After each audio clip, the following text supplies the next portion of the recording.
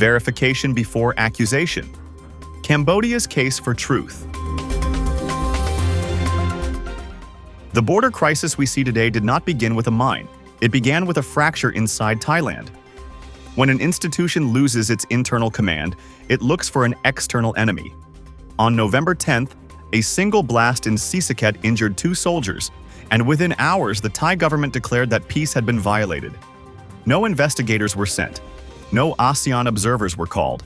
The Kuala Lumpur Accord was suspended through microphones, not through facts. This was not a response. It was a reflex. Thailand's ruling structure is now split between 3 competing centers of power: the political cabinet, the military command, and the media complex that serves them both. Each moves at its own rhythm. The civilian government needs stability. The army wants control. The media wants spectacle. When these forces collide, they settle their contradictions through nationalism. It is the one narrative that hides all failures. What we saw this week was that collision made visible. The Prime Minister announced the suspension, the army confirmed it, and the Foreign Ministry had to justify it. None of them spoke the same language. One called it precaution, another said protest, another called it temporary defense. These contradictions expose a deeper truth. Thailand is not executing policy, it is performing coherence. When power fractures, performance replaces governance. Behind this performance is fear. The Thai army has been under domestic scrutiny since July, when Lieutenant General Bunsen Padklang admitted he had refused to obey a ceasefire order. That confession shattered the illusion of control. Since then, every border incident has become an opportunity to reclaim discipline through display. The mine at Sisaket became that display. By accusing Cambodia, the army redirects attention from its own disobedience. By freezing peace, it disguises confusion as command. This is why the Thai narrative always moves faster than the evidence. Every accusation is launched before verification begins, because the goal is not to prove, only to posture. The border becomes a theater for internal repair.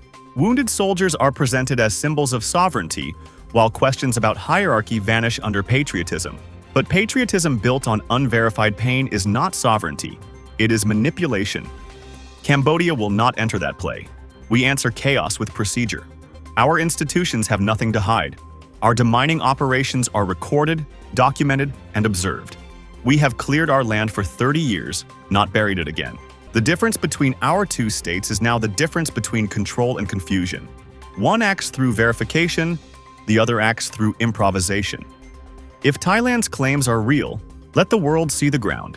Invite ASEAN observers, CMAC and TMAC, photograph the fragments, publish the coordinates.